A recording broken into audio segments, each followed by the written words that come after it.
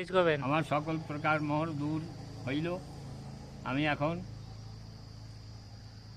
আর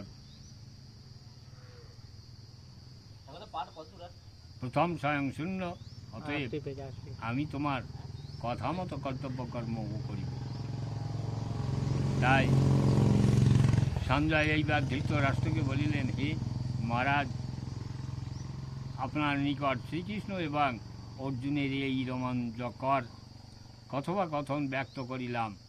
আমি ব্যাসদেবের কৃপায় এই পরম দুহ যোগ সাক্ষাৎ ও শ্রীকৃষ্ণের মুখে শুনিয়াছি।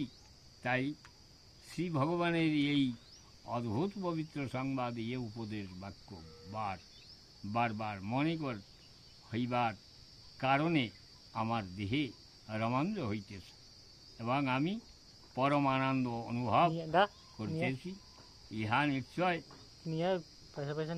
যে স্থানে যোগেশ্বর শ্রীকৃষ্ণ এবং গান্ডীবধারী অর্জুন রহিয়াছেন, সেই স্থানে বিজয় লক্ষ্মী এবং ঐশ্বর্য এবং স্থির